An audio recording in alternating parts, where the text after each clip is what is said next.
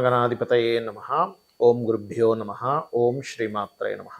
పరమేశ్వర స్వరూపమైనటువంటి జ్యోతిష, వాస్తు మరియు ఇతర అనేకమైనటువంటి శాస్త్రములను మనకు అందించినటువంటి మహర్షులకి నమస్కారం.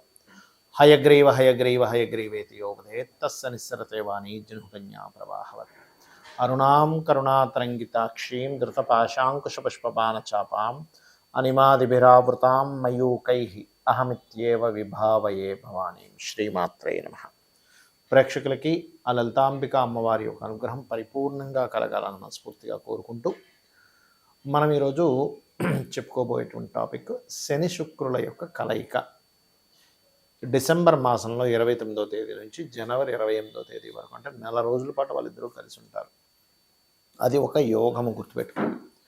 ఇది జన్మజాతకంలో కలిసి ఉంటే ఏమిటి అనేటువంటిది కూడా నేను మీకు వీడియో ఎండింగ్లో చెప్తాను. కాకపోతే మనం రాసుల వారీగా చెప్పుకుంటున్నాం కాబట్టి శని శుక్రులు కనుక కలిసి ఉన్నట్లయితే గోచారంలో ఒక్కొక్క లగ్నం వారికి, అంటే మేషం నుంచి మీనం వరకు ఎటువంటి మంచి ఫలితాలు ఉంటాయి, ఎటువంటి విషయాల్లో జాగ్రత్త వహించాలి అనేటువంటి విషయాలు ఇప్పుడు మనం చెప్పుకుందాం. అయితే ఈ విషయాలు చెప్తుంది నేనైనప్పటికీ కూడా చెప్పిస్తుంది సాక్షాత్ లలిత అమ్మవారిగా భావిస్తూ ఒక్కొక్క లగ్నము, లగ్నం తెలియని వారి రాశి నుంచి మనం తెలుసుకుందాం.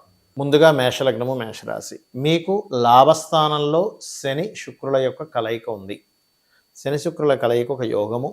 లాభస్థానంలో ఉండేటువంటిది ఏమిస్తుంది మీకు? ఫస్ట్ ఆఫ్ ఆల్ మీకు కలిగేటువంటి శుభ ఫలితాలు ఏమిటి చూసుకున్నట్లయితే, ఒకటి ఫైనాన్షియల్ గ్రోత్ ఇస్తుంది, అందులో ఎటువంటి డౌట్ లేదు. ఫైనాన్స్ కోసం ట్రై చేసేటువంటి వారికి 100% ఫైనాన్షియల్ గ్రోత్ ఉంటుంది. అందులో ముఖ్యంగా మీడియేటింగ్ ద్వారా ధనయోగం అంటూ ఉంటారు. అంటే మధ్యవర్తిత్వంగా ఉండి మీరు సంతకాలు పెట్టడం కాదు, ఇక్కడ ఏమంటే నేను పలానా కాంట్రాక్ట్ ఇప్పించడానికి నేను దోహదపడ్డాను, లేకపోతే నేను చెప్పాను, లేకపోతే నేను కొన్ని రెంటల్స్ బిజినెసెస్ ఉంటాయి, లేకపోతే ఎనీథింగ్, ఒక భూమి అమ్మించడం, కొనిపించడము, ఇట్లాంటి వాటిల్లో ధనయోగం ఉంటుంది.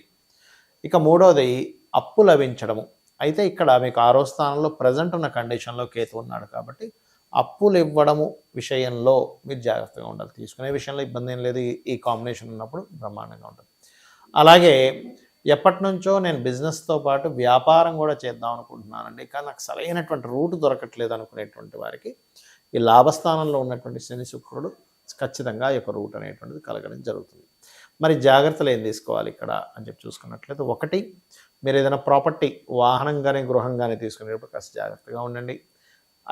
ఐవీఎఫ్ లాంటివి చేయించుకుంటూ ఉంటారు సంతానం కోసం, అటువంటి వారు కాస్త జాగ్రత్తగా ఉండాలి.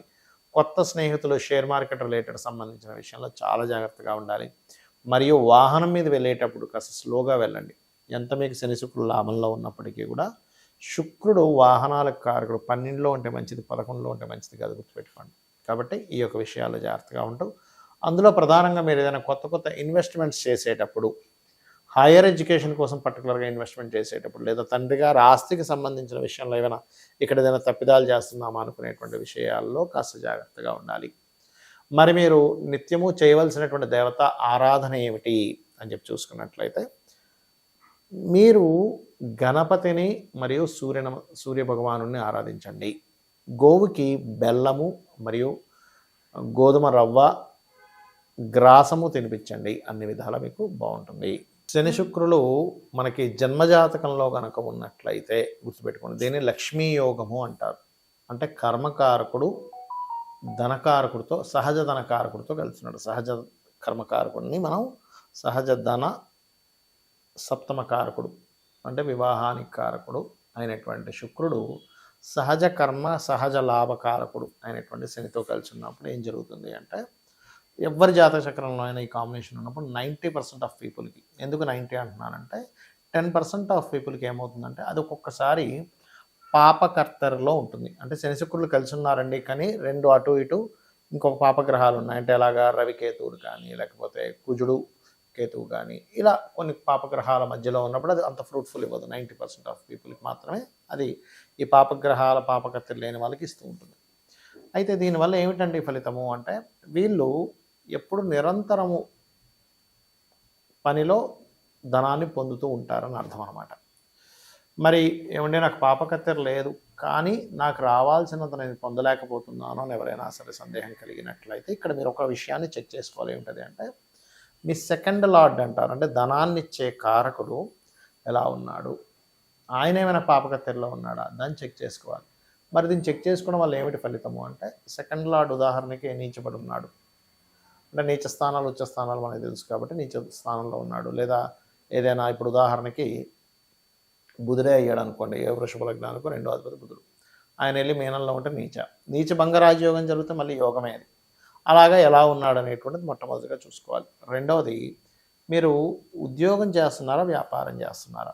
మీకు నడుస్తున్న మహాదశలేమిటి? ఎప్పుడు కూడా ఒక కాంబినేషన్ ఫలించాలి అంటే, మీరు చేస్తున్నటువంటి వృత్తి ఏమిటి? జాబ్ చేస్తుంటే ఓకే ఫైన్. అలా కాకుండా ఒక వ్యాపారం చేసేటప్పుడు మీకు ధనాన్ని ఇచ్చేటువంటి దాంట్లోనే మీరు వ్యాపారం చేస్తున్నారా లేదా ఈజ్ మోస్ట్ ఇంపార్టెంట్. చాలామంది ఇక్కడే రాంగ్ స్టెప్ వేస్తూ ఉంటారు. ఉదాహరణకి మీకు హోటల్ రిలేటెడ్ వాటిలో ధనయోగం ఉంది అంటే చంద్రుడు ఇస్తున్నాడు ధనయోగాన్ని. తెలియక ఏం చేస్తారు, హోటల్ పెట్టాల్సింది పోయి పెట్రోల్ బంక్స్ పెట్టుకోవడము, లేకపోతే ఇంకో సంథింగ్ స్కూల్ పెట్టుకోవడము, ఇట్లా చేస్తూ ఉంటారు. అందులో రాణించరు. కానీ మీ జన్మజాతకంలో కనుక హోటల్ ఉన్నప్పుడు హోటల్ అంటే చంద్రుడు ఇస్తున్నాడు, లేదా రవి ఇస్తున్నాడు ధనయోగాన్ని, అప్పుడు మెడికల్ రిలేటెడ్ అంటే హాస్పిటల్స్ పెట్టుకోవడము, లేకపోతే ఎనీథింగ్ మెడికల్ సర్వీసెస్. ఇందులో మళ్ళీ 2 రకాలు ఉంటుంది. ఎలా అంటే, మీకు ప్రోడక్ట్ రిలేటెడ్ సంబంధంగా వ్యాపార యోగాలు ఉన్నాయా, లేదా సర్వీస్ రిలేటెడ్గా. అంటే ఎలా అంటే, ఇప్పుడు ఉదాహరణకి మెడికల్లోనే ధనయోగం అనుకుందాం కాసేపు. మెడికల్‌లో ధనయోగం ఉన్నప్పుడు medical shop is the product. Medical related services ఇచ్చేది ఈ సర్వీస్. అంటే ఒక డాక్టర్ గారు ఉన్నారు, ఆయన చేసే సర్వీస్. కానీ మెడిసిన్స్ అమ్మేవాడు షాప్ అన్నమాట. అది మళ్ళీ ఫార్మసీ రిలేటెడ్ యోగం కూడా ఉండాలి దానికి. ఆ రకంగా మీరు ఉదాహరణకి ఇంకొక ఉదాహరణ చెప్తాను. కారు అమ్మేవాడు ప్రోడక్ట్ అమ్ముతున్నాడు, కార్కి సర్వీస్ చేసేవాడు సర్వీస్ చేస్తున్నాడు. కారు అంటే మెకానిక్కో ఉంటారు కదా అట్లా. ఆ రకంగా మీ జన్మజాతకంలో అసలు ప్రోడక్ట్ రిలేటెడ్ ధనయోగం ఉందా, లేకపోతే సర్వీస్ రిలేటెడ్గా మీరు చేస్తే ఉంటుందా, అది కూడా ఇక్కడ లేకపోతే విదేశాల లేకపోతే ఇంకో ప్రాంతానికి వెళ్తే ఉంటుందా, ఇప్పుడు సరైన సమయమా కాదా, ఇప్పుడు ఇన్వెస్ట్మెంట్ చేయడం is right time or wrong time అనేటువంటిది కూడా స్పష్టంగా జ్యోతిష్ శాస్త్రంలో ఉంటుంది. మరి ఇక్కడ ఇంకొంతమందికి ఎలా ఉంటుందంటే, ఒక బిజినెస్ చేస్తుంటారు, వాళ్ళంత గొప్పగా రాణించలేకపోతుంటారు. ఎందుకంటే శని శుక్రులు ధనయోగం అని చెప్పుకున్నాం కదా, అంత గొప్పగా రావట్లేదంటే ఎక్కడో మీకు ధనాన్ని ఇచ్చే కారకుడు అంత స్ట్రెంగ్త్ఫుల్గా లేడు. ఉన్నాడు కానీ స్ట్రెంగ్త్ తక్కువగా ఉంది. అంటే అలాగా ఒక మన దగ్గర ఒక కారు ఉంది, కానీ అదంతా కొంచెం రిపేర్లో ఉంది. అప్పుడు ఎలా వెళ్తుంది, అది అలాగా వెళ్తూ ఉంటుంది. లేదా రోడ్డు బాగాలేదు, నార్మల్గా వెళ్తుంటుంది. కారు బాగుంది, రోడ్డు బాగుంది, నడిపేవాడికి డ్రైవింగ్ వచ్చి అంటే ఎలా అయితే 3 కలయిక అద్భుతంగా ఉంటుంది, అలాగే మీకు నడుస్తున్న మహాదశ, మీకు ఉన్నటువంటి ధనాధిపతి బాగుండడము, మీకు ఉండేటువంటి యోగము బాగా కలిసి అంటే అన్నీ బాగుంటాయి. మరి ఇలాంటప్పుడు ఏం చేయాలి, ఫైనాన్షియల్ గ్రోత్ రావాలంటే ఏం చేయాలి అంటే, సింపుల్గా ఏం లేదు, మీరు నవగ్రహాల్లో ఇది ఏ లగ్నమైనా ఏ రాశి వారైనా గుర్తుపెట్టుకోండి.